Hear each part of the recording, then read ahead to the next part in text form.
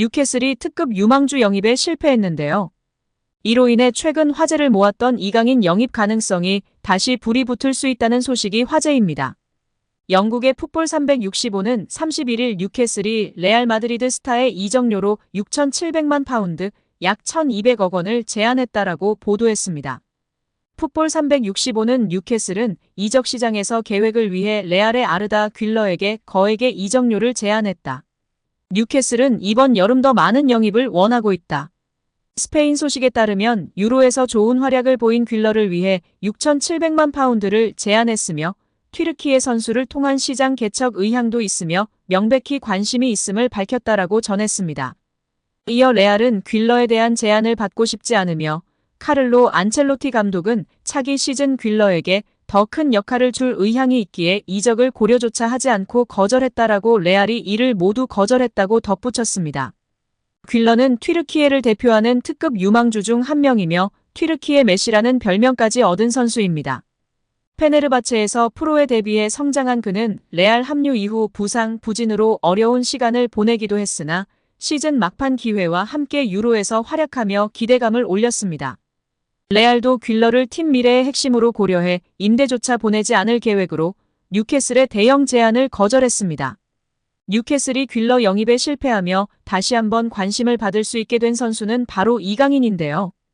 이미 이번 여름 이강인에 대한 뉴캐슬의 관심이 전해진 바 있습니다. 지난 16일 뉴캐슬 소식을 전하는 맥파이 미디어는 공식 SNS를 통해 지난 24시간 동안 이강인에 대해 뉴캐슬이 PSG에 공식적으로 문의를 했다라며 뉴캐슬의 새로운 디렉터 폴 미첼은 이번 이적 시장에서 이강인을 꿈의 목표로 지목했습니다. 2019년에 유럽에서 뛰는 최연소 한국인이었던 이강인은 양쪽 윙과 중앙 미드필더를 소화하며 이 능력은 에디 하우 뉴캐슬 감독과 미첼 디렉터에게 큰 매력으로 다가왔다라며 뉴캐슬이 관심을 보인 이유도 설명했습니다. 이강인도 퀼러와 마찬가지로 공격형 미드필더와 윙어, 중앙 미드필더까지 소화할 수 있는 선수입니다. 2005년생 특급 유망주인 퀼러와 잠재력에서 약간의 차이가 있을 수 있지만 이강인도 충분히 뉴캐슬 전력이 도움이 될 수 있습니다. 이미 지난해 여름부터 뉴캐슬이 이강인을 원한다는 소식도 전해진 바 있습니다. 뉴캐슬이 이강인의 이적료로 고려한 금액도 알려졌었습니다. 맥파이 미디어는 뉴캐슬은 약 4천만 파운드 약 710억 원의 이적료라면 이강인을 영입하기에 충분할 것이라 생각한다. 이강인도 PSG에서 완전 이적하여 정기적으로 1군에 출전하길 원한다라고 밝혔었습니다. 이미 퀼러 영입 금액으로 막대한 이적료를 준비했던 뉴캐슬이기에 이강인 영입에 투자할 금액은 충분할 것으로 보입니다. 이강인으로서는 뉴캐슬 이적이 성사된다면 긍정적인 부분도 충분한데요. 뉴캐슬이 이번 여름 이강인이 뛰어난 활약을 보여줄 수 있는 포지션에 공백이 발생하는 상황이기에 주전 경쟁이 수월합니다. 뉴캐슬은 우측 윙어로 활약했던 미겔 알미론이 여름 이적 시장이 열린 후 꾸준히 사우디아라비아 이적설이 제기되고 있고 중원에서도 지난 시즌 막판 우측 중앙 미드필더로 출전하던 엘리엇 앤더슨이 노팅엄 포레스트로 이적하며 공백이 생겼습니다. 반면 PSG는 최근 미드필더 주앙 네베스 영입이 임박했고 제이든 산초, 니코 윌리엄스까지 노리고 있기에 이강인이 뛸 수 있는 포지션에서의 경쟁이 차기 시즌에는 더욱 치열해질 수밖에 없는 상황입니다. 만약 뉴캐슬이 이강인으로 다시 선회한다면 가장 중요한 것은 파리 생제르맹의 의중입니다. PSG는 그간 나폴리의 트레이드 제안에도 이강인을 포함한 제안은 수용하지 않겠다는 입장을 밝히기도 했으며 잉글랜드 프리미어리그 익명 구단의 1,000억 제안도 거절했다는 소식까지 등장했었습니다. 뉴캐슬이 이강인을 데려오려면 PSG를 설득하는 작업이 가장 쉽지 않을 전망입니다. 뉴캐슬의 영입 계획 실패로 이강인이 여전히 영입 후보에 이름을 올릴 수 있게 됐습니다. 이적 시장이 마무리되기 전 다시 한번 뉴캐슬이 이강인에게 관심을 보일지도 귀추가 주목되는 상황입니다. 기자는 비티냐가 최근 수비형 미드필더 자리에 출전하고 있다. 그는 미드필더 자리가 더 잘 어울리는 것 같은데 어떤 점에서 그를 수비형 미드필더로 기용하는지 물었습니다. 엘리케 감독은 제가 보기에도 그는 미드필더가 맞아요. 그러나 그는 윙어도 봤었고 지난 경기에서 몇 차례 수비형 미드필더도 봤었습니다. 그의 장점은 공간을 찾는 것과 활동량인데 수비형 미드필더는 활동량이 중요하진 않죠. 항상 공을 받을 수 있는 자리를 잡으면 됩니다. 직접 패스길이 없으면 간접으로 찾으면 됩니다. 가능한 간결하게만 패스하면 되고 방향을 전환하는 역할을 담당합니다.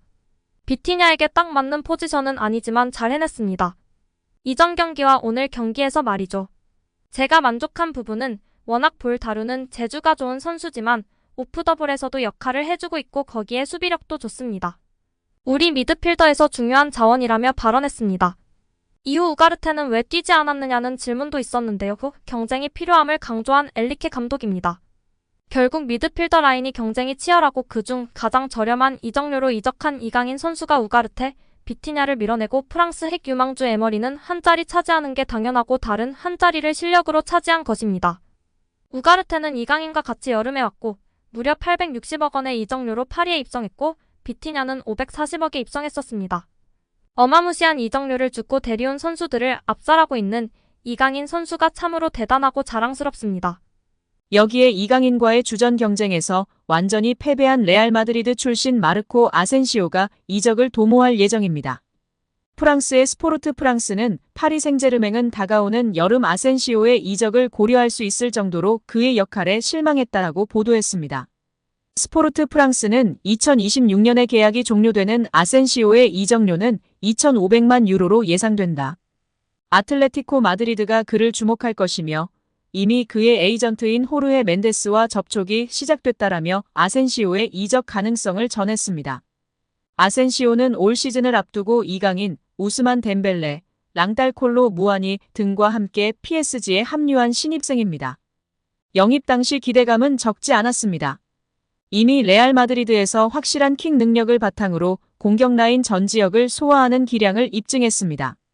다만 레알에서의 경쟁에서 뒤처졌고 부상 등의 문제로 결장하는 기간도 발목을 잡으며 PSG로 이적했습니다. 이강인과의 경쟁도 예상됐는데요. 리오넬 메시 이적 이후로 왼발잡이 윙어와 공격형 미드필더 포지션의 보강을 노렸던 PSG이기에 이강인과 아센시오가 비슷한 포지션에서 활약하며 주전 자리를 두고 다툴 것으로 많은 프랑스 언론이 전망했으며 아센시오의 우위를 점치는 의견도 적지 않았습니다. 하지만 시즌이 시작되고 아센시오는 부상과 선발 제외 등으로 어려운 시간을 보냈지만 이강인은 아시안게임, 아시안컵 등 한국 대표팀 일정으로 빠지는 기간을 제외하고는 꾸준히 선발로 이름을 올리며 루이스 엘리케 감독의 애제자로 성장했습니다. 올 시즌 리그에서도 아센시오가 14경기 791분 출전에 그친 반면 이강인은 17경기 1132분으로 더 많은 출전 시간을 소화했습니다. 출전 시간 대비 경기 평점도 아센시오보다 이강인 더 높은 상황입니다. 결국 PSG에서 제대로 역할을 부여받지 못하고 최근 경기들에서도 교체로 출전한 비중이 높은 아센시오는 PSG 이적 이후 한 시즌 만에 다시 팀의 방출 대상으로 고려되고 있는 것으로 보입니다. 일부 스페인 언론에서는 아센시오는 레알 마드리드를 떠난 결정을 후회하기 시작했으며 복귀를 원한다. 그는 레알을 떠난 것을 실수라고 믿고 있다라며 레알 복귀까지 고민하고 있다고 밝혔습니다. 이강인과의 경쟁에서 밀린 아센시오가 한 시즌 만에 이적을 준비하고 있습니다. 다만 올 시즌 활약을 고려하면 레알 복귀나 B클럽 이적들은 쉽지 않을 전망입니다. 스페인이자 레알 출신 스타 선수 아센시오를 확실히 밀어냈다는 반증의 기사인데요. 우리 이강인 선수 정말 대단하고 자랑스럽습니다.